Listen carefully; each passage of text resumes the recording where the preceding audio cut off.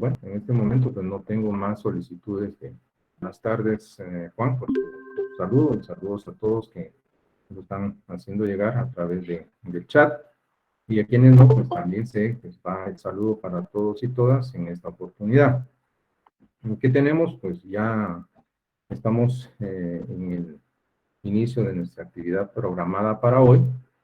Vamos a dar continuidad al tema de las fuentes del derecho, terminar este punto que hemos estado desarrollando en nuestras sesiones anteriores para dar paso a la unidad número 3, que es la que corresponde a las acepciones de la palabra derecho. Gracias por sus saludos, pues Andrea, pues buena tarde, que también se está incorporando en este momento. ¿Qué tenemos también? Pues claro, siempre pues les solicito antes de comenzar pues un reporte de la calidad de la señal. Si me están escuchando sin ningún inconveniente, pues les agradecería un pequeño muestreo. Gracias Lilian, Keila, por sus informes, Jennifer también. Entonces, Johanna, pues le agradezco, igual que Andrea.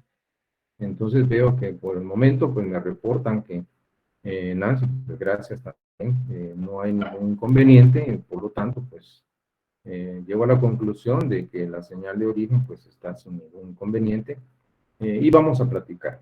Bueno, un quórum en este momento de 89 asistentes. Entonces, iniciamos nuestra actividad, pues les voy a solicitar nuevamente que siempre sean cuidadosos de no activar su micrófono en el momento en que quieran hacer uso del mismo, pues me solicitan, pues levantan la manita virtual que aparece en mi pantalla y yo con todo gusto les daré la participación cuando considere oportuno hacerlo. O bien en el chat ustedes dejan planteados sus inquietudes y que tendré a bien por responder en su momento. Bueno, entonces, volvamos a nuestro tema. Estamos trabajando en el desarrollo de nuestra segunda unidad, que hoy vamos a culminar, y es la que se refiere a las fuentes del derecho. Especialmente, pues vimos en la sesión pasada un último punto relacionado con las fuentes formales o secundarias, y ahora pues me corresponde desarrollar este tipo de fuentes que son las fuentes referenciales. Como un antecedente, para que ustedes estén en contexto, he de comentarles algo. Esta clasificación que aparece en nuestro programa oficial es una clasificación exclusiva que se ha desarrollado desde hace algunos años atrás en la Universidad de San Carlos de Guatemala. De hecho, les comento, hará algunos años atrás que claustro de profesores de introducción al derecho, pues nos dimos a la tarea de realizar una revisión de nuestro contenido programático y, por supuesto, se generó a través de la discusión académica criterios para generar y actualizar el contenido programático. Esta tercera clasificación que ustedes tienen en pantalla, pues básicamente es una propuesta de su servidor. Es un aporte personal que realicé ante el claustro de profesores de introducción al derecho. Hizo eco la propuesta y muestra de ello es que aparece específicamente ya contenida en nuestro programa oficial en torno a esta tercera, podemos decir así, clase de fuentes del derecho, y son las fuentes referenciales. Entonces, les comento, para que ustedes tengan conocimiento directo de que esta clasificación no la van a encontrar en algún otro texto de introducción al derecho o en alguna otra facultad de ciencias jurídicas a nivel nacional, y podría decir que a nivel internacional tampoco. Entonces, está sometida a la consideración académica, y yo les voy a dar los argumentos para que ustedes sepan el por qué se generó esta propuesta académica de clasificación, y dentro de ellas, pues lo que yo denominé fuentes referenciales. Bueno, entonces, ya habiendo hecho esta aclaración, pues voy a disertar y les voy a compartir cuáles fueron los criterios que tomé en cuenta para generar esta propuesta de clasificación. Bueno, entonces todavía hay algunas personas solicitando ingreso, pues ya estamos por acá. Bueno, casi llegamos a 100, habemos 99 en este momento. Bueno, ya llegamos al número mágico, ya vemos 100 asistentes. Bueno, entonces, veamos lo que se ha preparado para esta tarde. Lo que vamos a encontrar es lo siguiente. Dentro del contenido programático, se nos van a requerir dos cosas. Primero, la definición de qué son las fuentes referenciales y luego la clasificación. Como ustedes pueden darse cuenta, dentro de esta categoría ubicamos a la doctrina, a las fuentes históricas y al derecho comparado. Entonces se ubican estos tres clases de fuentes que califican, según mi opinión, en fuentes referenciales. De esta manera, entonces voy a desarrollar contenido pues, de nuestro programa que se va a centrar en la definición y explicar las clases de fuentes referenciales que ustedes tienen a la vista. De esta forma, entonces, ¿qué podemos establecer? Veamos poco a poco el desarrollo de esta temática. Ustedes recordarán, y esto es importante recordarlo, que estamos hablando del tema de las fuentes del derecho. ¿Qué habíamos visto?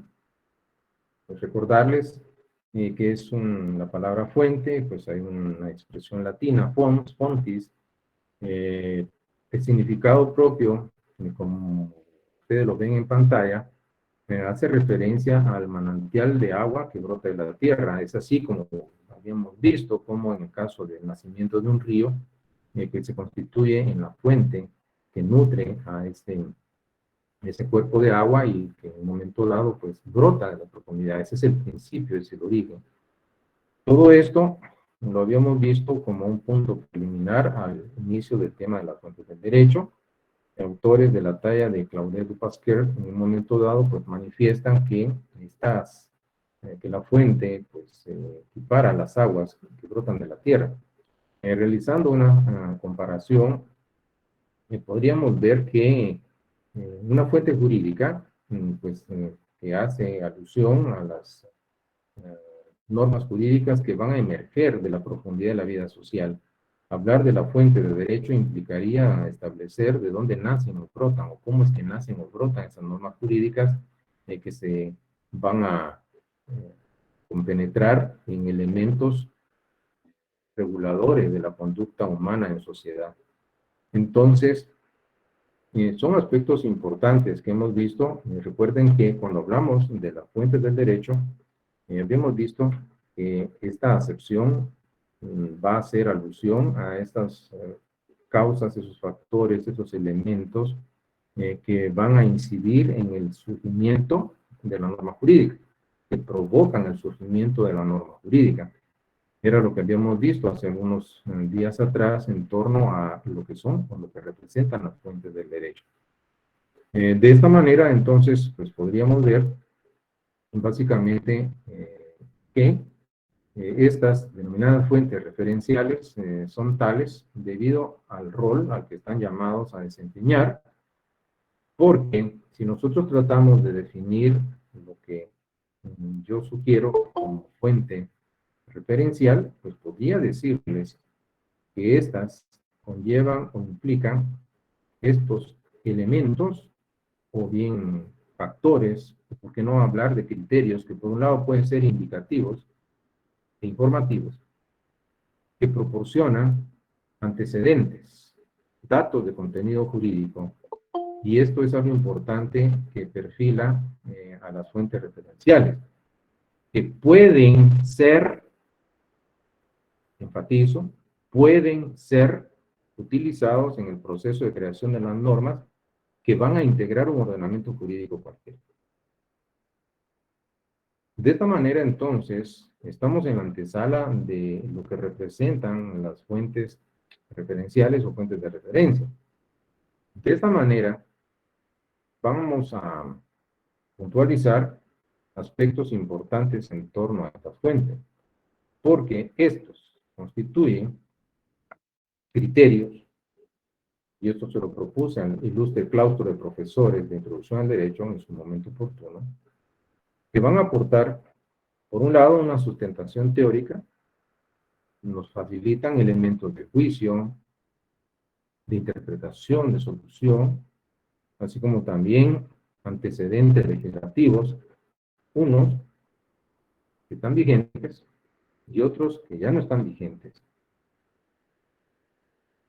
Y dentro del ordenamiento jurídico interno, cabe señalar que si bien es cierto, formalmente no tienen el carácter de vinculante ni obligatorio, porque una fuente referencial per se, que implica que por sí misma, entonces no va a generar o no va a provocar el surgimiento de una sola norma jurídica.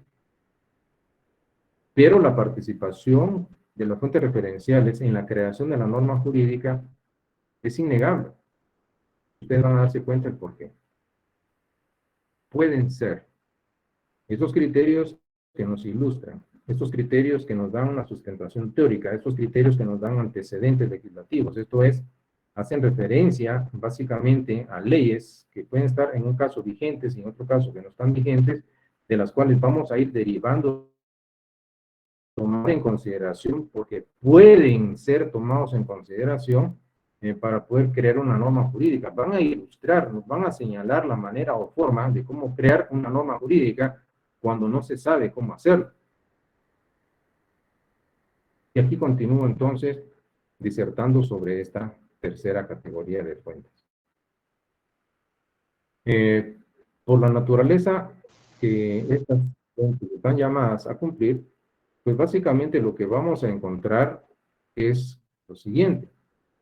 Noten ustedes que tienen un carácter indirecto y o auxiliar. ¿Por qué tienen un carácter indirecto o auxiliar? Porque su función, así como lo ven en su pantalla, es coadyuvante. Auxilian.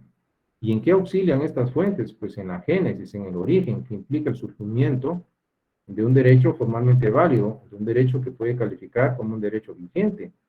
Entonces, en ese orden de ideas, pues estamos viendo el rol que estas fuentes están llamadas a cumplir y que básicamente se traducen en estos medios auxiliares, que como ustedes ven son indirectos, sí, por sí mismas no pueden generar o no van a provocar el surgimiento de una sola norma jurídica. Claro, estoy de acuerdo con eso, pero pueden incidir o influenciar en la creación cuando se les toma en consideración. Y ustedes dirán, bueno, ¿y qué es lo que vamos a encontrar entonces dentro de esta categoría? Entonces acá vamos a establecer esos criterios que antes hemos estado mencionando, que tienen un carácter indirecto, coadyuvante, auxiliar. Entonces es aquí en donde le propuse al ilustre claustro de profesores de introducción al derecho que podíamos ubicar básicamente tres clases de fuentes referenciales y son estas que ustedes tienen en este momento en su pantalla. Por un lado la doctrina, por otro lado las fuentes históricas y finalmente el derecho comparado. Si ustedes han tenido a bien estudiar y ver sus libros de texto, cuando se ve el tema de las fuentes del derecho, no solo en estos textos, pues hay más que ustedes tienen a su alcance, tanto de manera digital como física, en cursos o libros de texto de introducción al derecho o teoría general del derecho, van a ver criterios de clasificación, por supuesto. Entonces, acá se propuso la doctrina, las fuentes históricas y el derecho comparado. Voy a explicarles detenidamente cada una de estas fuentes que a mi criterio pueden calificar dentro de la categoría de fuentes referenciales. Veamos entonces la primera. Para poder ilustrarles el contenido de esta primera fuente referencial, que es la doctrina, pues vamos a utilizar el criterio de este jurista sudamericano en Villamil, y él establece algo interesante en torno a la doctrina, porque desde el punto de vista etimológico, esta palabra doctrina, que deriva de latín, como muchas palabras de nuestro idioma, doctor o doctoris, que también se desprende de otro vocablo, doceo, que lo que significa en sí misma es la enseñanza.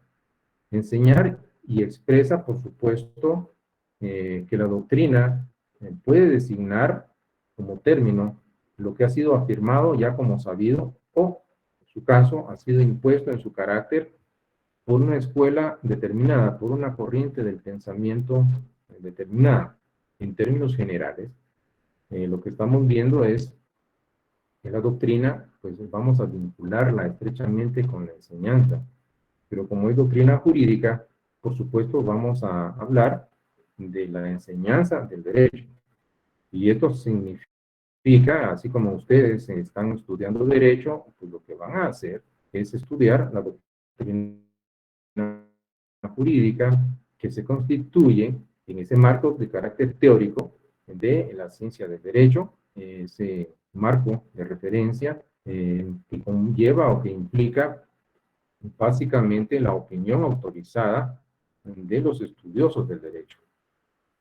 Lo que podemos ver en torno a la doctrina, vemos de alguna manera que puede tener acepciones o significados todos igualmente válidos. Cuando se habla de la doctrina desde un punto de vista gramatical, entonces vemos que se le puede entender o se le puede identificar con la enseñanza que se da para la instrucción. Lo que estoy haciendo en este momento con ustedes es impartirles doctrina.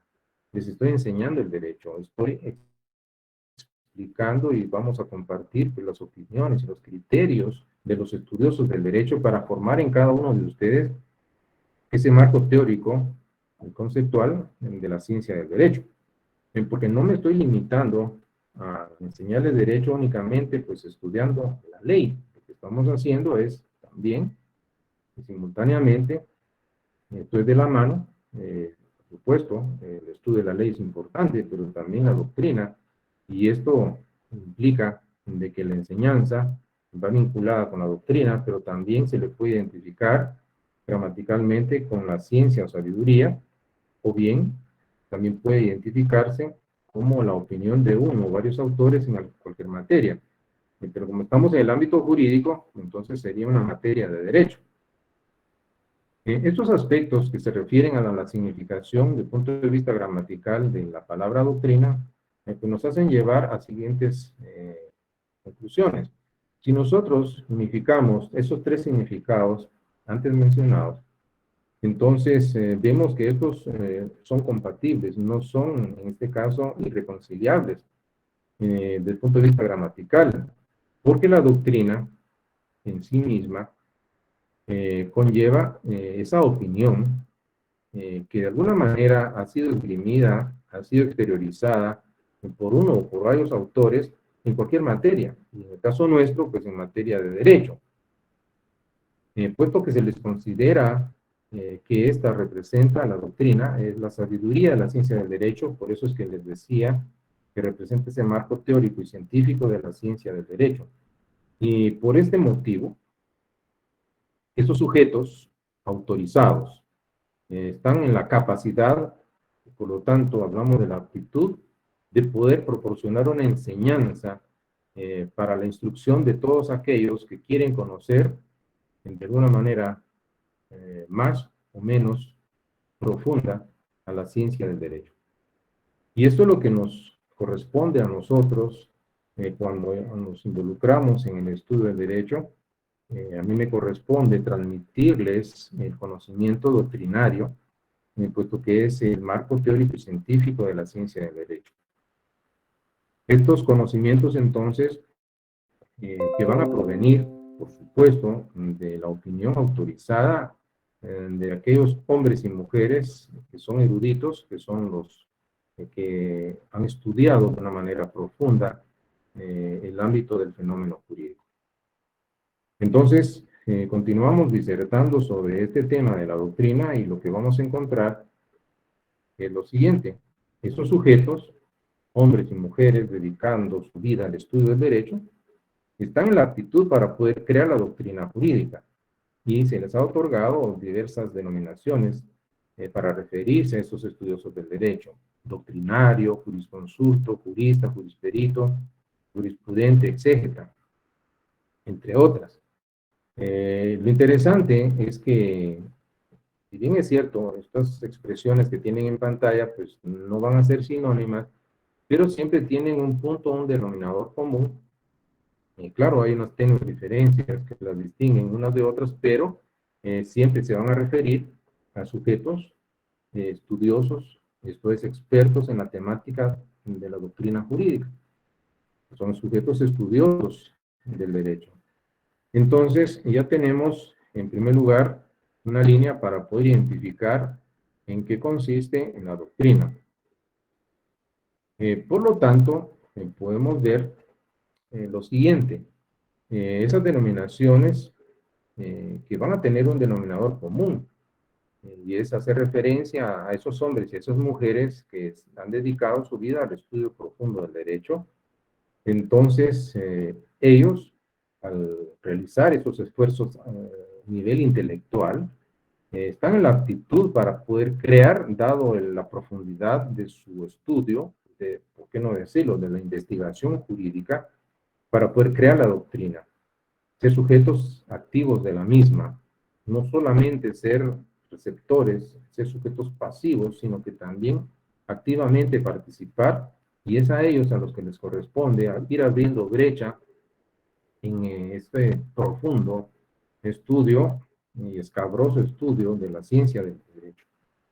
Entonces, ellos emiten sus opiniones, estas quedan plasmadas en los libros, en las obras, en los tratados, y ahí está plasmado su conocimiento, puede constituirse en una fuente de derecho, y por supuesto es derivado de que sus opiniones, y destaco, pues que son autorizadas, entonces tienen y gozan de suficiente prestigio por la autoridad y el valioso aporte que cada uno en su espacio académico pues ha propuesto para aquilatar la ciencia del derecho, para aquilatar el pensamiento en lo jurídico. Bueno, entonces, ¿qué tendríamos acá? Pues varios aspectos por platicar. Entonces, algunos de ustedes podrán preguntar, bueno, pero entonces la doctrina, ¿cómo se constituye en una fuente del derecho?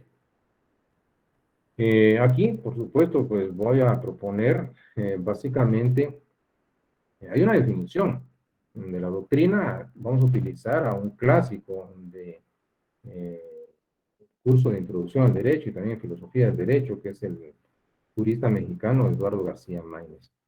Recordando una anécdota muy interesante, hace algunos años en que tuve la oportunidad de realizar unos estudios en el Instituto de Investigaciones Jurídicas de la UNAM en México, pues acudí a la Facultad de Ciencias Jurídicas de la UNAM, y hay un auditorium que precisamente lleva el nombre en honor de este autor mexicano, Eduardo García Maínez, y en la entrada del mismo, este recinto académico, pues hay una estatua de medio busto del ilustre jurista Eduardo García Maínez.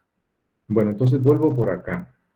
Este autor nos menciona que la doctrina es el nombre que se le da a los estudios de carácter científico que los juristas realizan acerca del derecho. Claro, esos estudios llevan una finalidad.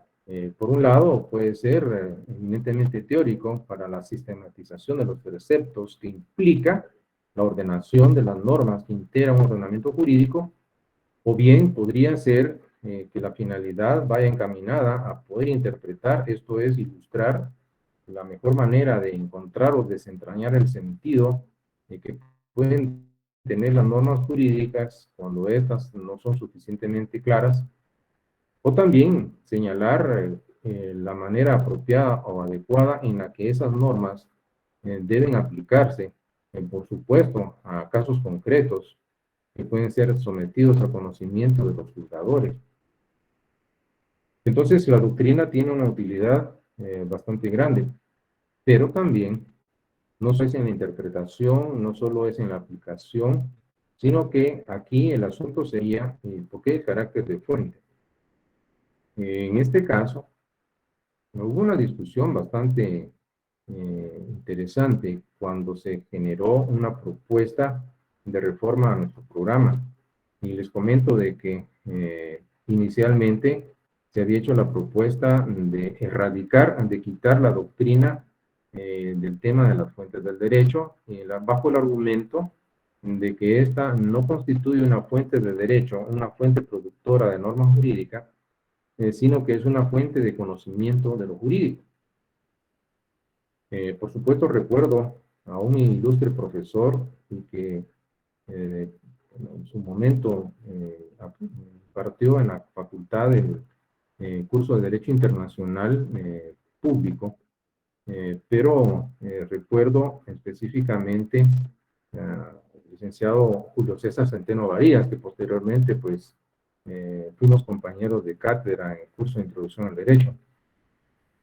Cuando se generó una propuesta, he de manifestar pues que desconozco de dónde había provenido, de quitar la doctrina como fuente de derecho, entonces se convocó al claustro de profesores de introducción al derecho y generamos una comisión muy emergente que surgió para realizar ese análisis de esa temática, y se determinó de que, según el criterio de este ilustre y recordado amigo, se manifestaba que, si bien es cierto, la doctrina a nivel de derecho interno, esto es a nivel de derecho nacional, no tiene un carácter vinculante y no va a ser productora de norma jurídica, pero en el ámbito del derecho internacional la doctrina tiene un rol muy importante, y por ese motivo pues manifestó, entre otros, su oposición a que se fuera a excluir un tema que tradicionalmente ha sido ubicado como fuente del derecho y es la doctrina en sí misma. De esta manera es en donde se generó esta discusión académica muy interesante, y se llegó a la conclusión, yo les generé una propuesta de crear una tercera rama en la clasificación de las fuentes del derecho, y era la fuente referencial, en donde podía, y eso se lo sugerí, ubicarse a la doctrina, por ese carácter indirecto, auxiliar o coadyuvante, no vinculante que puede tener en el ámbito de derecho interno, a nivel de derecho nacional. Entonces, se llegó a la conclusión, para no hacer más extenso el tema, de aceptarla, y es así como desde hace varios años que la doctrina está en este tercer rubro de clasificación de las fuentes del derecho, que son las fuentes referenciales. Noten que la inquietud, pues básicamente va en este sentido. Algunos estarán preguntándose por qué la doctrina es fuente referencial. Si lo que se pretende es crear una norma jurídica, no sabe la persona que está investida de iniciativa de ley, por ejemplo, entonces puede recurrir a los estudios profundos del derecho sobre esa materia, sobre la cual versa, y puede ilustrarse a través de los criterios autorizados de los científicos del derecho, en donde podrá tener esa orientación que le permita encontrar los puntos más puntuales para poder crear una norma que sea guiada o que sea orientada no por una inspiración personal, sino por la opinión autorizada de los científicos del derecho, y ajustar su labor o quehacer legislativo a la opinión de los juristas que han opinado a través de sus obras o tratados y que tienen un reconocimiento tanto a nivel nacional como internacional. Por supuesto, nosotros vamos a encontrar algunos aspectos importantes, y era en donde ustedes podrán invocar un escrito ante un juez criterios emanados por los estudiosos del derecho, pero hemos visto muchas veces que hay sentencias en donde los jueces resuelven o fallan aún en contra de la opinión de estudiosos del derecho sobre ciertas materias de orden jurídico. Entonces, es porque no tiene un carácter vinculante. Y aquí podríamos mencionar un sinnúmero de sentencias en donde hemos visto que no solo jueces, sino también magistrados, pues han resuelto yendo en contra de la opinión de los científicos del derecho, que han opinado, por supuesto, a través de medios de comunicación, cuál debería ser la línea a seguir por parte de un juzgador al momento de resolver un fallo. Pero no solo los juzgadores, sino que imagínense ustedes, si el sujeto, que puede ser un legislador, con la potestad legislativa que ustedes saben que tiene, entonces muchas veces se puede encontrar con esta realidad bastante cruda, que sería que hay leyes que han sido creadas aún en contra de la opinión de autores de renombre en el contexto científico del derecho.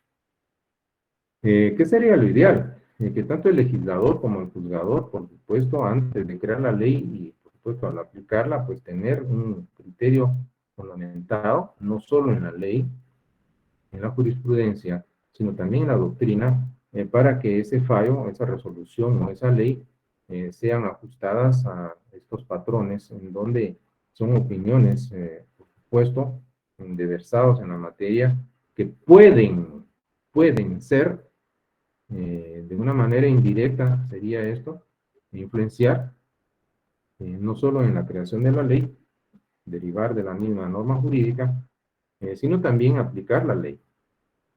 Claro, esto no significa de que todos en un momento dado pues vayan en contra de la doctrina. Es más, yo les podría decir que en mi experiencia a nivel de estudios de posgrado he tenido compañeros que son jueces y magistrados y por supuesto, a pesar de la alta investidura que tienen, pues siguen estudiando, se siguen capacitando en materia jurídica y por lo tanto, pues yo les comento que la carrera que ustedes han iniciado, entonces el estudio de derecho no va a terminar con la licenciatura y apenas están comenzando decirles que van a pasar toda su vida estudiando derecho. Entonces, si este curso les está presentando a ustedes qué es lo que les espera en el transcurso de esta profesión, del estudio de esta profesión. Bueno, entonces, sigo acá en torno a este tema, pues de la doctrina. Ya ustedes se dan cuenta de que esa opinión autorizada, imagínense, si lo que van a crear es un anteproyecto, y esto es antes de incorporarlo al Congreso de la República, la persona o institución ponente pues no sabe cómo crearla, entonces acude a la doctrina, la opinión autorizada de los científicos del derecho que pueden orientar apropiadamente la manera o forma en la que puede crear una norma y en el momento en que se constituye ningún criterio de referencia, entonces van a tener ese rol de fuente referencial. De una manera indirecta, van a coadyuvar en la génesis de la normativa jurídica. Y es aquí en donde encaja perfectamente como fuente de derecho. Por lo tanto, fuente referencial. Por lo tanto, esta fuente, en este caso, de derecho, en la doctrina, pues como ustedes ya lo han escuchado, esas opiniones autorizadas, escritas, están plasmadas en los textos, en los libros, las obras, los tratados, que los estudiosos del derecho han creado para reflexionar sobre temática jurídica, en donde puede ser la validez formal, real o intrínseca, de esos preceptos de carácter interno atributivo como son las normas jurídicas. Entonces, cuando ustedes estudian derecho y toman una obra en las opiniones autorizadas, lo que están estudiando es la doctrina jurídica. Entonces, esta les ilustra a ustedes qué es el derecho y puede aclarar y brindarles el conocimiento para que tengan una profundidad en cuanto al alcance y dimensión de la temática jurídica que es propia de su interés. Bueno, entonces, esto es en base al por qué la doctrina está como fuente de derecho. Finalmente, pues podemos ver que el carácter referencial que yo les estaba comentando a ustedes es de que esta fuente de derecho no va a funcionar de una manera directa como fuente de derecho por sí misma a nivel de derecho interno, esto es a nivel de derecho nacional, no va a provocar el surgimiento de una norma jurídica. Solo en la medida, y quiero que lo vean en la pantalla, solo en la medida en que van a influenciar, esto van a penetrar en otras fuentes de derecho, porque pueden influenciar el pensamiento del legislador, el que va a aplicar las fuentes formales en el proceso legislativo, o bien puede influenciar en el pensamiento del juzgador, estamos hablando del juez, cuando va a resolver un caso a través de la emisión de una sentencia, pero también vamos a determinar de que en ese contexto, pues la doctrina nos presenta un marco teórico que puede, y por tercera vez puede ser utilizado para poder auxiliarse en la misma y crear una norma jurídica. Entonces, es aquí en donde adquiere el carácter de fuente referencial. Entonces, les he planteado a ustedes cuáles son los argumentos por los que se les, en lo particular, consideré que esta puede constituirse en una fuente referencial. ¿Qué tendríamos entonces? Pues vamos a platicar luego la doctrina pues, de otra clase de fuente referencial, y es esta que tienen en pantalla, que son las fuentes históricas. Entonces, junto con la doctrina, que es fuente referencial, también se menciona en las fuentes históricas. Ahora, cuando nosotros hablamos de las fuentes históricas, quiero que ustedes noten que ahí en la pantalla vamos a circunscribirnos a normas jurídicas que tuvieron vigencia en el pasado. ¿Qué significa? De que estas normas están contenidas en leyes que actualmente ya no tienen vigencia, que fueron abrogadas o derogadas, y en su momento oportuno sí rigieron la vida y la conducta social en cierta época y lugar determinados, pero en la actualidad ya no tienen fuerza obligatoria porque perdieron su vigencia. Y muchas veces se recurre al... Porque noten que la primera línea o el problema central radica en cómo crear una norma jurídica. Entonces, si no se sabe cómo hacerlo, pues entonces se puede realizar un estudio de ordenamientos jurídicos del pasado. Y muchas veces hay ciertas materias que de una manera apropiada o muy acertada fueron reguladas en legislaciones pasadas que en la actualidad ya no están vigentes. Entonces se les puede, a través de ese estudio histórico que se hace de la normativa que ya no está vigente, entonces se pueden tomar elementos de juicio para poder ilustrarnos y nos sirven como elementos coadyuvantes en la génesis de una norma. Entonces se encuentran que hay elementos importantes de leyes que ya no están vigentes, en el pasado rigieron, pero ya no lo están, y que valdría la pena, pues, tomar estos criterios de leyes pasadas no vigentes y poder crear una norma derivado del éxito que en cierto momento pudieron tener, la manera eficaz en la que fueron regulando temática similar o análoga a la actual, y que ahí es en donde nos estamos ilustrando, y la fuente histórica pues nos presenta un punto de referencia que puede tomarse en cuenta para crear la norma jurídica. Entonces, entender el origen de la normativa y obviamente pues ver cómo puede haber una influencia de normativa jurídica no vigente que por su valioso contenido vuelve a retomarse el mismo, y claro, necesita un proceso legislativo para incorporar ideas, estrategias, normativa, pues que en cierta época rigió eficazmente la sociedad y que requiere en un momento dado, pues una ley actual, nutrirse con los mejores criterios que se puedan extraer de legislaciones del pasado y que ya no están vigentes. Y este es el carácter entonces de fuente referencial.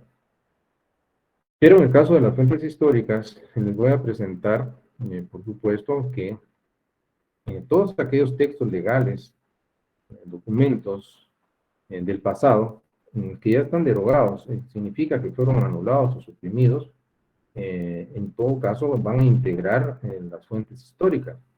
De hecho, hasta la ley que, imagínense ustedes, el día de ayer estuvo vigente, pero hoy perdió su vigencia, pasa a engrosar filas de las denominadas fuentes históricas. Entonces, todas estas leyes del pasado, que pueden ser siglos atrás o milenios atrás, entonces, que tienen ese denominador común de que ya no están vigentes, van a constituir fuentes históricas. Ahora, ustedes se podrán pensar, bueno, ¿cuál es la importancia de la historia en la génesis del derecho? ¿Cuál es la funcionalidad que tiene un estudio histórico en torno a la dimensión jurídica? Me voy a permitir con ustedes pues, presentarles, en este caso, este texto de nuestra ley del organismo judicial. Y básicamente es el artículo 10, ya ustedes lo habrán escuchado, pero nuevamente lo voy a insistir. Este artículo 10 lo expliqué porque en su momento había mencionado otro artículo, que es el artículo 15 del mismo cuerpo legal, de la misma ley del organismo judicial. Este artículo 15, del que les voy a platicar brevemente, es aquel artículo que nos menciona tres aspectos o cosas que los jueces no pueden hacer en el ejercicio de su función jurisdiccional. Artículo 15, ley del organismo judicial. Los jueces, en el ejercicio de su función jurisdiccional, esto es, en el ejercicio de esa función que implica la potestad de aplicar el derecho a casos concretos que han sido sometidos a su conocimiento, no pueden suspender, retardar ni denegar la administración de la justicia sin incurrir en responsabilidad. Eso no puede hacer el juez. Pero siempre en el artículo 15 de la ley del organismo judicial se menciona que en los casos de falta, y voy a destacar falta, haciendo énfasis en la misma, ambigüedad o insuficiencia de la ley, resolverán conforme a las reglas establecidas en el artículo 10, que es este artículo que tienen en pantalla, y luego pondrán el caso en conocimiento de la Corte Suprema de Justicia a efectos de que si ésta lo estima o considera conveniente, ejercite o promueva su iniciativa de ley. ¿En qué consiste esta falta de la ley a la que se refiere el artículo 15? Pues básicamente cuando veamos el próximo semestre en los problemas de técnica jurídica, que no son ni más ni menos que toda la problemática que se presenta derivado de la aplicación del derecho a casos concretos, hay un tema que se refiere a la integración de la ley. Por supuesto que la palabra integración implica, conlleva unir un todo con las partes que le hacen falta. Cuando se habla de la falta de ley, y era el término que yo enfatizaba y que aparece en el artículo 15 de la ley del organismo judicial, estamos hablando de lo que técnicamente se conoce como lagunas de la ley. Estas son hipótesis no previstas por el legislador en la ley, habiendo debido regularlas o plasmarlas. No lo hizo, sea por olvido, imprevisión o imposibilidad de imaginarlo. Entonces quedan esos vacíos que constituyen en sí misma la laguna de la ley. ¿Quién creó la ley? El legislador. Lo que dice ese artículo 15. Los jueces. En los casos de falta, esto es cuando se presenta una laguna de la ley, porque hubo un vacío que dejó el legislador en la ley, habiendo debido regularlo, no lo hizo, pero noten que el responsable es el juez. El juez no puede suspender, no puede retardar y no puede denegar la administración de justicia, porque si lo hace incurre en responsabilidad. Entonces, ¿qué nos dice el artículo 15? Resolverán conforme las reglas establecidas en el artículo 10, que es este. Significa que tienen que crear una norma para llenar ese vacío que dejó el legislador en la ley y colmar la laguna de la ley. El juez creando esa norma, porque lo que va a hacer es integrar la ley con la parte que le hace falta. Y por supuesto, esa labor es del juez y es responsabilidad de él. Porque ha de poner en conocimiento a la Corte Suprema de Justicia esa situación, para que el día de mañana se presente un caso similar, pero ya la Corte Suprema de Justicia, al tener conocimiento de que un juez encontró una laguna de la ley, entonces la Corte Suprema de Justicia, recordarán al tenor del 174 constitucional, está investido de iniciativa de ley, entonces puede promover la iniciativa de ley, se siguen todas las etapas del proceso legislativo que ustedes ya conocen, se crea la norma, se incorpora la ley, se llena ese vacío, y cuando ocurra un caso similar al que conoció el juez, ese otro juez ya no va a tener el problema porque va a haber una norma específica contenida en la ley. Y para eso es que da simultánea o paralelamente pues aviso a la Corte, pero mientras Esta situación se dilucida en otra vía. El juez no puede esperar de brazos cruzados a que la Corte promueva la iniciativa, se sigan todas las etapas del proceso legislativo, entre en vigencia la ley, y hasta que entre en vigencia la ley, él diga, ya la voy a aplicar, y aparte de eso, que van a tener el problema de la irretroactividad de la ley, que está en el artículo 15 de la ley de la Constitución Política de la República, que nos dice que la ley no tiene efecto retroactivo, salvo en materia penal, cuando favorece al reo. Entonces, el juez debe integrar, debe crear una ley, una norma jurídica, llenar ese vacío. Y para ello deberá recurrir a estas reglas. Ahora, en el análisis que estoy haciendo con ustedes, quiero destacar lo siguiente. Si ustedes se dan cuenta que dice ese artículo 10, claro, no abran el micrófono, por favor, pero dice interpretación de la ley. ¿Ya se dieron cuenta? Dice interpretación de la ley. Y aquí aparecen las reglas de interpretación. El anterior problema, derivado de la falta de ley que implica ausencia normativa y que se refiere a las lagunas de la ley, entonces estamos hablando de un problema de integración de la ley. ¿Cuándo se integra? Por supuesto, es, en este caso, colmar o llenar un todo con la parte que le hace falta. Entonces el juez, en la integración, se encuentra con una laguna. No hay norma en la ley.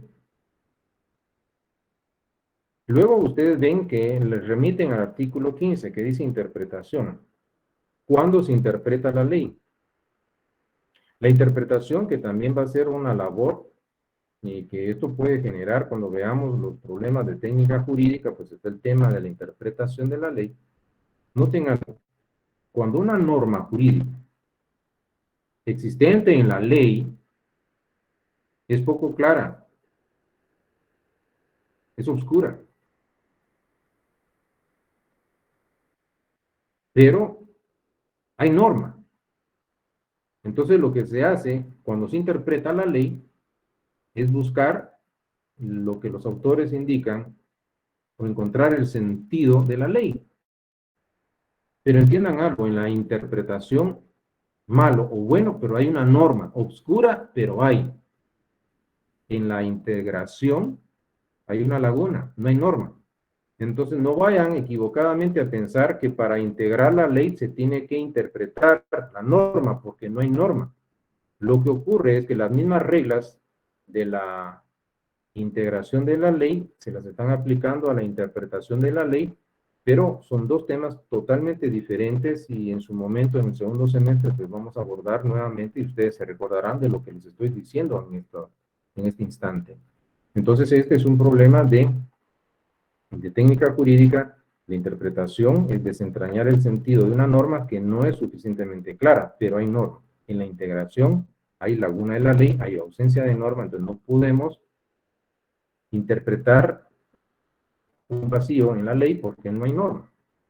Entonces, luego de hecha la aclaración, pues vamos a encontrar de que, eso para que ustedes no se confundan en el tema de integración con interpretación. Las normas se interpretarán conforme a su texto según el sentido de sus palabras. Aquí hay una clase de interpretación que se denomina gramatical. Las normas se interpretarán conforme a su contexto. Hay una interpretación contextual. Y de acuerdo con las disposiciones constitucionales hay una interpretación constitucional. Y en el segundo párrafo, el conjunto de una ley servirá para ilustrar el contenido de cada una de sus partes. Esta es una interpretación, en este caso, que se denomina sistemática. Pero los pasajes oscuros de la misma se podrán aclarar atendiendo el orden siguiente. Noten que aquí en nuestra ley se menciona un orden de prioridad. ¿A qué se debe recurrir? Primero, segundo, tercero y cuarto, porque va en un orden. A la finalidad y al espíritu de la misma. Cuando lo que se interpreta y lo que se trata de desentrañar en la finalidad de la ley es lo que en la doctrina se conoce como ratio legis, y esta es una interpretación que se denomina lógica. A la historia fidedigna de su institución, aquí hay una interpretación histórica, y aquí hago un paréntesis. Quiero que noten cómo realizar ese estudio fidedigno, es fiel, de cómo se generó, cómo se creó la norma, y que el intérprete de la ley, de esa norma que es oscura, vuelva hacia atrás, realizar un estudio histórico, ubicarse en el tiempo y en el espacio en el que la ley fue creada, para comprender cuál era, en este caso, el contexto en donde se creó esa norma, y poder generar a través de ver las sesiones del Congreso, las actas donde están todos los procesos, en ver en un momento dado la exposición de motivos y un sinnúmero de aspectos que acompañan o que acompañaron a una ley en su origen. Entonces se realiza una especie de viaje a través del tiempo, y analizar desde el punto de vista histórico cuál es la historia de esa norma que está siendo interpretada.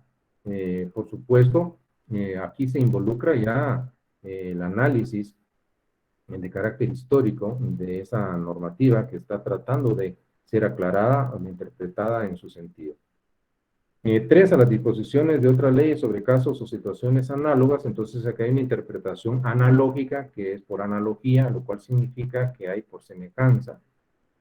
Y por último, en esta literal D, ustedes podrán darse cuenta que se refiere al modo que parezca más conforme a la equidad y a los principios generales del derecho. Bueno, entonces, esto significa que en el ordenamiento jurídico guatemalteco se establecen los niveles de prioridad a los que debe recurrirse para poder interpretar una ley. Pero lo que ustedes pueden ver, y aquí, por supuesto, este es un plus que ustedes están recibiendo en este curso introductorio al derecho. Si analizan la literal D, al modo que parezca más conforme a la equidad, me voy a quedar acá, la equidad. Esto significa que a lo último a lo que hay que recurrir en este caso es a la equidad y, por supuesto, los principios generales del derecho, pero voy a enfatizar la equidad. He de comentarles que ya sobre el tema de la equidad, allá en la antigua Grecia, por supuesto, podemos, cuando han estudiado ustedes a Aristóteles, pues él plantea algo interesante en torno al tema de la justicia. La palabra equidad, por su origen etimológico del latín equitas, que hace referencia a la igualdad, es abordada o fue abordada por este ilustre filósofo, y me parece necesario pues destacar algo importante, porque él decía que la justicia, por supuesto, es buena, es un bien general. Entonces, pero la justicia necesita un mecanismo para temperar la inflexibilidad y el rigor que la misma presenta. Y en este caso, busca en la equidad ese mecanismo corrector que va a temperar la rigidez de la justicia. Por supuesto que si la justicia es buena, la equidad es aún mejor, porque la equidad implica o conlleva, y aquí quiero que pongan atención, en lo que racionalmente es justo para un caso. Es como hacer una justicia a la medida del caso concreto que está siendo sometido a consideración del juez. Le está diciendo entonces que ese mecanismo corrector de la, podríamos decir así, del rigorismo de la justicia, pues va a ser la equidad. Si lo justo es bueno, lo equitativo es aún mejor. Una justicia hecha a la medida del caso. Hay un filósofo del derecho guatemalteco, Luis Recasén Siches. Cuando en el próximo semestre desarrollemos los problemas de técnica jurídica, hay uno en especial que se refiere a las escuelas de interpretación de la ley. Y dentro de estas tenemos la escuela de la lógica de lo razonable. Este filósofo del derecho postula algo interesante, porque manifiesta, y quiero que escuchen bien, y que vean, tienen en este momento nuestra ley del organismo judicial en su pantalla, pero él manifiesta que este método lógico y, por supuesto, sistemático, Luis Recasens Siches. Recasens Siches. Entonces él dice algo interesante. El logo de lo razonable es una interpretación basada en la equidad, en lo que racionalmente es justo para el caso, debe ser el único método de interpretación de la ley. El único. Ahora bien, ¿qué creen ustedes que diría Luis Recasens Siches al ver este artículo 10 de la Ley del Organismo Judicial de Guatemala? Está relegando al último lugar a la equidad. Eso, en otras palabras, significa que le están diciendo al juez guatemalteco de que a lo último que debe recurrir cuando interpreta la ley, cuando la ley no es suficientemente clara, a lo último que debe recurrir es a lo que racionalmente es justo para ese caso. Un operador de un sistema de administración de justicia que va a utilizar en este caso, lo último a lo que debe recurrir es a lo que racionalmente es justo para un caso. Imagínense ustedes la gravedad de la situación. No sé si ustedes la perciben, pero yo lo veo como algo grave.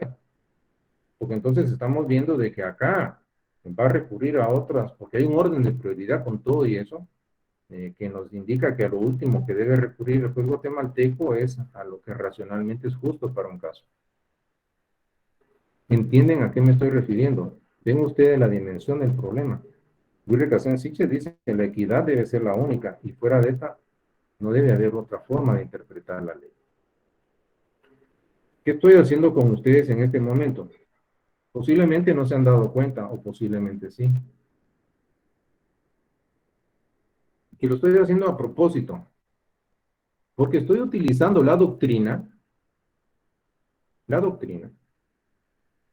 para poder, en este caso, emitir un criterio de opinión en torno a cómo interpretar, y en este caso estoy haciendo una crítica a una norma jurídica vigente en nuestro derecho estatal, tomando en consideración la opinión versada o autorizada de un científico del derecho.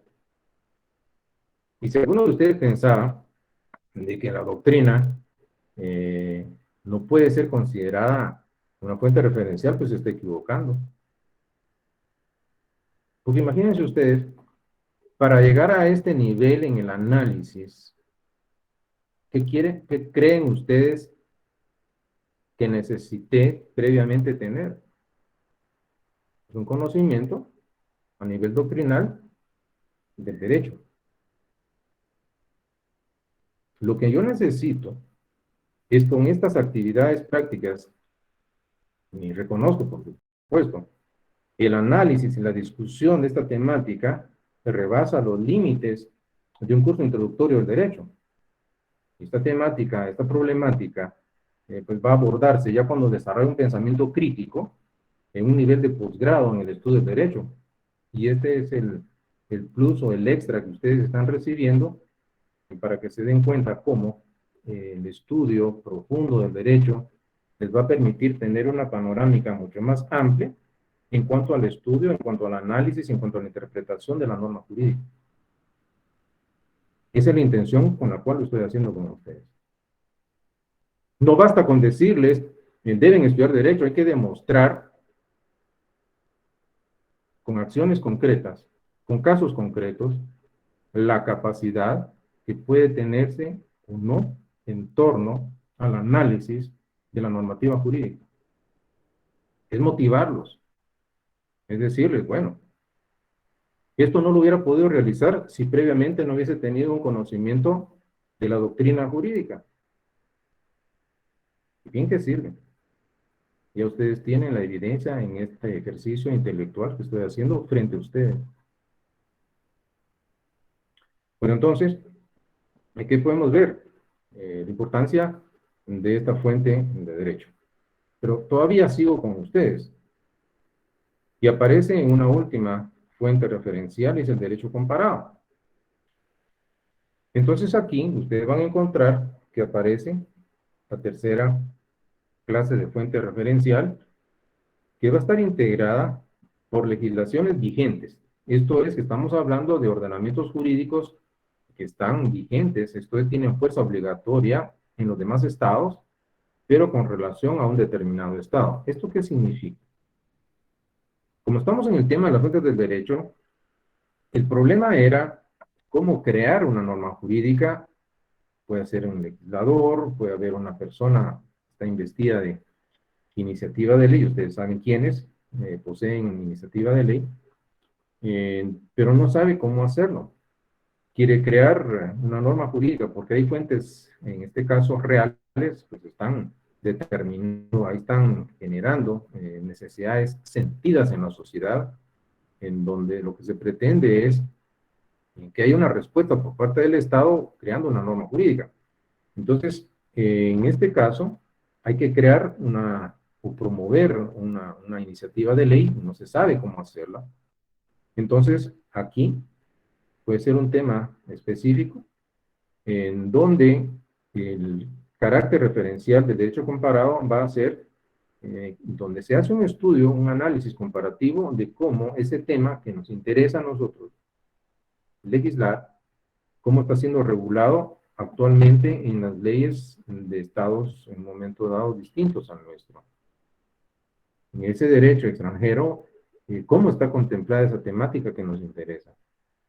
Y por lo tanto, se realiza una comparación y obviamente se toman elementos de juicio que nos van a ilustrar de cómo podríamos crear una norma para incorporar al derecho interno, que es nacional, tomando los mejores componentes de legislación extranjera. ¿Entienden esto?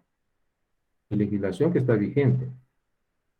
Contrario a las fuentes históricas, que ya perdieron vigencia, aquí son leyes vigentes en otros estados. Entonces se realiza un estudio comparativo. Acá, por supuesto, vamos a encontrar el derecho comparado. Entonces, este pues, rebasa los límites de una simple comparación, porque se constituye una disciplina, donde tiene un método de estudio del derecho que se va a basar en la comparación de las distintas maneras o formas de resolver, en este caso, las soluciones jurídicas que se han encontrado en diversos estados sobre ordenamientos, casos planteados que a nosotros nos interesan, como podría ser, por ejemplo, alguien está interesado en mejorar la ley en un momento dado de adopción, por ejemplo, en Guatemala, que claro, tenemos una. Entonces, ver cómo en México, como en España, como en Inglaterra, como en Francia, etcétera, pues está regulado el tema de la adopción y poder ver los mejores elementos que nos van a servir de referencia porque nos están de una manera indirecta aportando información que puede ser utilizada para crear una norma jurídica. Entonces se basa básicamente en la comparación. Y este es el objetivo del denominado pues, derecho comparado. Por lo tanto, ustedes podrán darse cuenta que hay algo interesante que aparece acá, y es que el derecho comparado, como un método que es, por supuesto, una disciplina bastante compleja, entonces puede ser aplicada en cualquier área del derecho, puede ser en materia penal, en materia civil, en materia laboral, etcétera. Ustedes no se imaginan la cantidad de áreas o ramas del derecho en donde se puede realizar el estudio del derecho comparado. Entonces, ¿qué tendríamos por acá? Es más, pues podría comentarles una anécdota también muy interesante por supuesto, pues en un momento dado pues, tuve a bien experimentar, y es el hecho de que eh, hace algún tiempo pues también impartí una cátedra a nivel de posgrado, esto fue a nivel de maestría, impartí una cátedra que se denominaba legislación notarial comparada. Por supuesto, mis alumnos eran abogados ya graduados, y básicamente giró en torno al contexto de derecho comparado. Básicamente, que fue un ejercicio intelectual y académico, era realizar el análisis de nuestro código de notariado actualmente vigente y ver a través del derecho comparado en legislación notarial extranjera qué elementos podrían tomarse en consideración para poder realizar reformas o modificaciones al Código de Notariado en Guatemala. Por supuesto, la experiencia fue muy interesante. A nivel de doctorado, pues en el ámbito del derecho constitucional, que me encanta, también realizar estudios comparativos de constituciones políticas de diversos estados y generar ese marco de comparación en el ámbito del derecho constitucional, pues es otra área también interesante.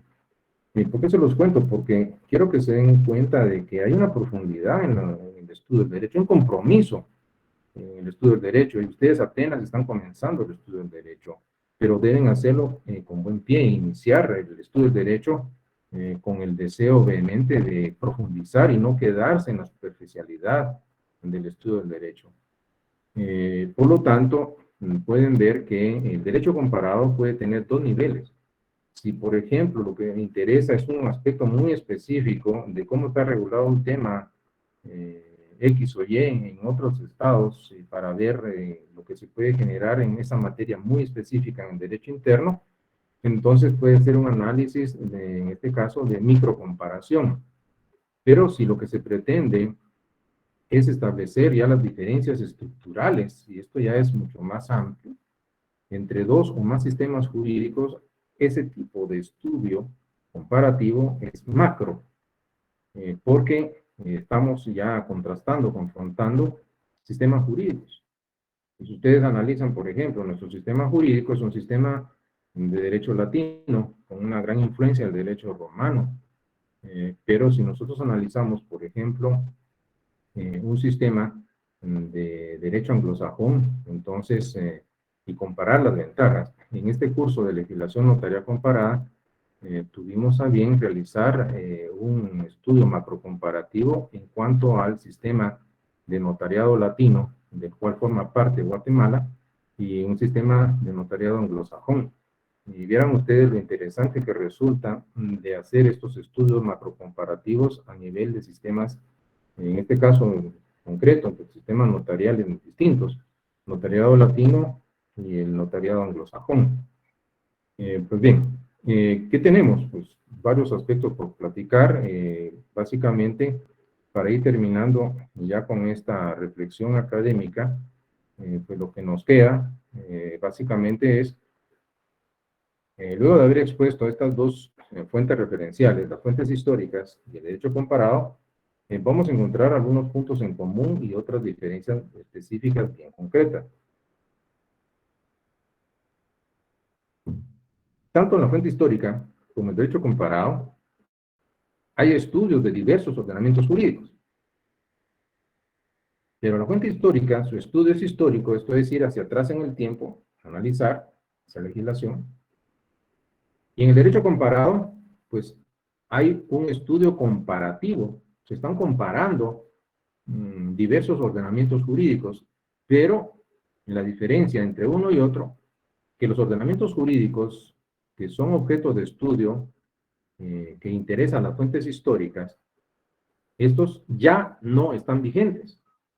Son leyes que perdieron su fuerza obligatoria, en tanto que los ordenamientos jurídicos que forman parte del derecho comparado son vigentes, lo que significa que en la actualidad están siendo aplicados y tienen fuerza obligatoria y por lo tanto tienen un carácter vinculante. Entonces ya ustedes tienen el día de mañana que tengan que disertar, ya sea de manera oral o por escrito, las diferencias, similitudes que puedan haber entre la fuente histórica y el derecho comparado, pues aquí la tienen ustedes en pantalla. Eso es lo que hace la diferencia entre una y otra. A pesar de que se estudian diversos ordenamientos jurídicos en ambas, pues ahí tienen la diferencia específica. Para finalizar, entonces, ¿qué es lo que nos queda? Pues vamos a realizar una integración de la segunda unidad y la vamos a establecer de la siguiente manera. Cuando nosotros hablamos de la creación de las normas jurídicas, evidentemente, pues nos referimos a un proceso, vaya, si es intrincado y por supuesto complejo. Entonces, esa normativa que va a integrar un ordenamiento jurídico vigente, esto es un derecho que ha sido declarado de observancia obligatoria por el Estado, para regir en una época, en un lugar determinado, a eso hace alusión o referencia la acepción derecho vigente, y es lo que vamos a practicar en la próxima sesión, acepciones de la palabra derecho. Vamos a encontrar que en ese proceso es muy intrincado, se conjugan o convergen diversos factores. Por un lado, vamos a encontrar unos factores que van a incidir y determinar el contenido de las normas jurídicas, factores económicos, factores políticos, factores naturales, culturales, etc. Científicos, tecnológicos, que son las fuentes reales, materiales o primarias. Y por otro lado, vamos a encontrar otros factores que están señalando y estableciendo porque se constituyen las formas obligadas y predeterminadas a seguir en el proceso de creación de las normas jurídicas. ¿Cuáles son estos factores? Pues son las fuentes formales de creación, formulación y de aplicación. Y por último, y no por ello, pues restarle la importancia, entonces también vamos a encontrar las denominadas fuentes referenciales, el rol de esta clase de fuente es participativo en la génesis de la normativa jurídica, pero con un carácter indirecto y coadyuvante. Directo y coadyuvante. Y en este caso se constituye este concepto de coadyuvante, auxiliar, colaborador, cooperante, ayudante, asistente. He de comentarles algo también, y para eso creo que voy a ir terminando, en torno al derecho comparado. Cuando se abusa del mismo, entonces se puede cometer un gran error. ¿Es interesante el estudio del derecho comparado? Sí. Pero cuando se aplican normas jurídicas de origen foráneo o extranjero al derecho interno, sin que haya un proceso de meditación y reflexión, puede haber un problema.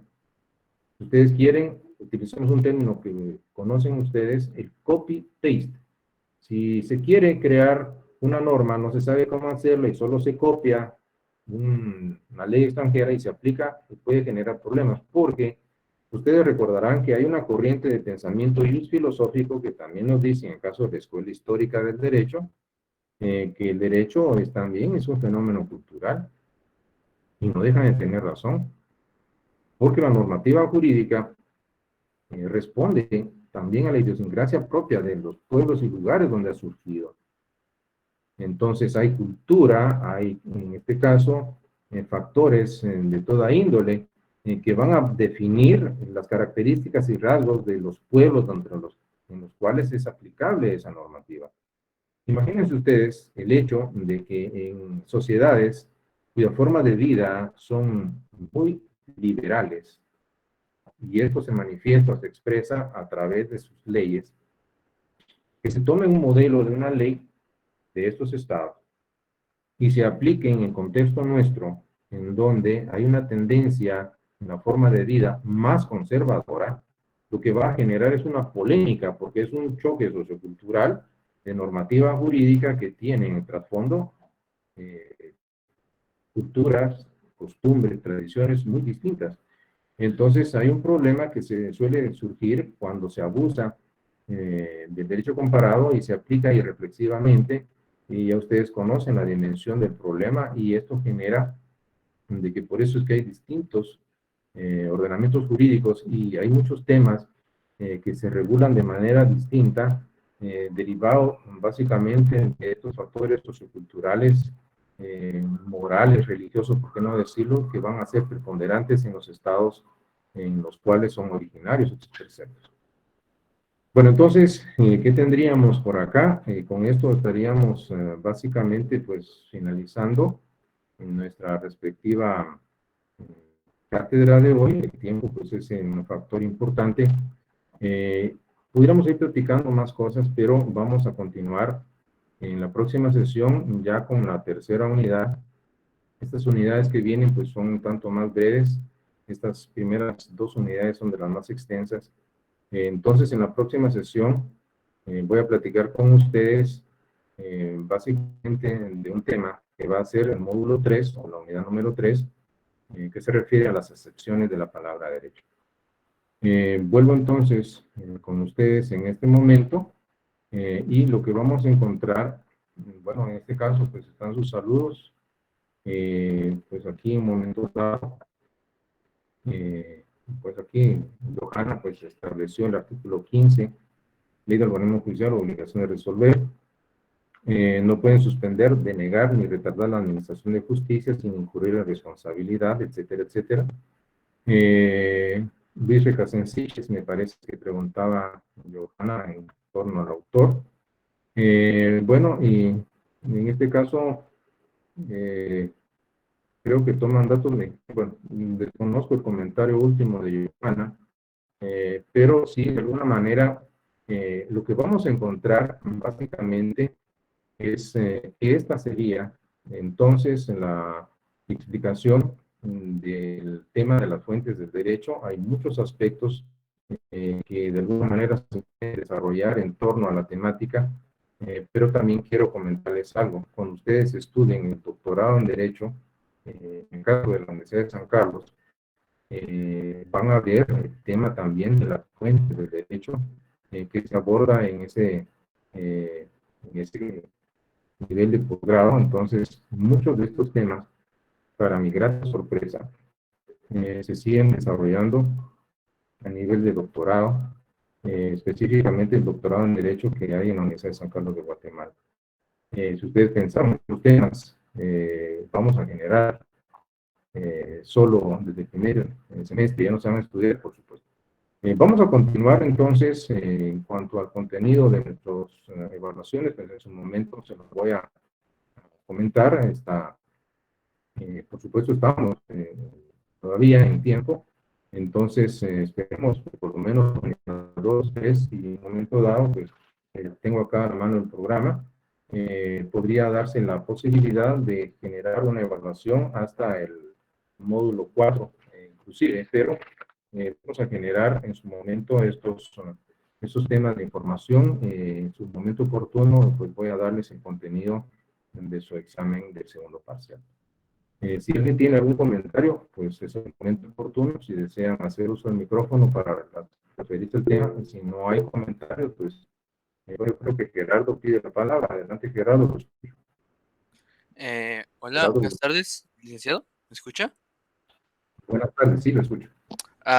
Solo quería estar seguro, bueno, comprender bien lo que había dicho sobre cómo diferían en la interpretación de una norma y la integración de la norma. Esa es la que, pues, Cabal había dicho que diferían y Cabal se me hace un poco complicado, no llegué a comprender totalmente. Sí, gracias, Gerardo. Pues le comento algo. Este tema, como les insisto, es un tema que vamos a ver en el segundo semestre. Se interpreta cuando hay norma oscura y lo que se pretende es desentrañar el sentido o significado de la misma. Hay norma, y por eso se interpreta. Se integra cuando hay una laguna de la ley, implica que hay un vacío, hay una laguna en la ley. Entonces, el juez integra la ley con la parte que le hace falta. El juez está creando una norma que no existía. Eso es integración de la ley porque está colmando una laguna de la ley. La interpretación es cuando hay una norma, malo o bueno hay norma, pero es oscura. Entonces hay que desentrañar, averiguar el sentido de la ley. No se preocupe tanto de esto, porque este es un tema del curso de Introducción al Derecho 2, pero me agrada que haya inquietud y que quieran comprenderlo. En su momento se lo voy a ir explicando y poco a poco irán ustedes comprendiendo que hay interpretación para desentrañar el sentido de la ley, cuando hay norma oscura, pero hay norma, y hay integración cuando hay laguna de la ley, y hay que crear una ley, mejor dicho, una norma para llenar con más ese vacío. Me agrada que tengan ustedes interesados en esta temática, es la profesión que han decidido estudiar, y de aquí en adelante ustedes van a darse cuenta, básicamente. Aquí preguntan Nancy, el sistema republicano, por supuesto, ustedes pueden darse cuenta, Nancy, que la misma constitución política de la república establece que este es el sistema, por supuesto, En el caso, nosotros tenemos algunos aspectos importantes en estos elementos y nosotros podríamos ver básicamente la situación. Aquí me hablan de los sistemas parlamentarios, sistemas presidencialistas. Eso básicamente lo pueden ver en el ámbito de ciencia política, pero son sistemas en donde hay un predominio del presidente o hay un predominio del parlamento. Entonces hay que establecer básicamente, dependiendo la geopolítica de la que ustedes se refieran, cuál es el predominio que puede haber en torno a los poderes del Estado. Pero lo que sí es cierto es que la columna vertebral del sistema republicano de gobierno es que se mantenga ese principio de separación, lo que implica no subordinación entre los poderes del Estado. Ese es el eje central del sistema republicano de gobierno. Y claro, vamos a hablar entonces de los distintos sistemas. Usted puede darse cuenta como en el caso, basta que vea cómo los actores políticos son protagonistas en los sistemas presidencialistas, o bien cómo es el poder legislativo en los sistemas parlamentarios, en donde tienen un rol mucho más activo en lo que corresponde al desarrollo de la actividad jurídica, política y social de cada estado. Entonces, en términos generales, esto es lo que tendría que comentarles. No voy a entrar en algunos aspectos más amplios porque no quiero por el tiempo extender esta sesión, pero pueden establecer en los sistemas que es un sistema presidencialista y que es un sistema parlamentario, y en el buscador podrán encontrar amplia y vasta información en torno. Entonces, voy a limitarme acá en aras de tiempo. Gracias por su pregunta, por su interés, y por supuesto, pues les deseo éxitos y decirles que bienvenidos a mis cátedras, y esto es lo que pretendo para ustedes, que tengan un conocimiento en profundo, y esto se va a lograr si, solo si ustedes están dispuestos a dar lo mejor de sí mismos haciendo lo que tienen que hacer, y es estudiar. Entonces, espero, créanme, espero que próximamente podamos vernos en las aulas universitarias y tener el gusto de impartirles la cátedra directa a ustedes y decirles que sí tendrán que ir considerando el momento en que seamos llamados a las aulas universitarias y continuar de una manera presencial desarrollando este tipo de temas. Así que sin más, mis amigos y amigas, pues les deseo éxitos. Gracias por su atención y nos vemos en la próxima. Feliz tarde a todos. Feliz tarde, licenciado. Feliz tarde, licenciado. Mucho gusto, se cuidan. Feliz tarde. Feliz tarde. Es un gusto saludar.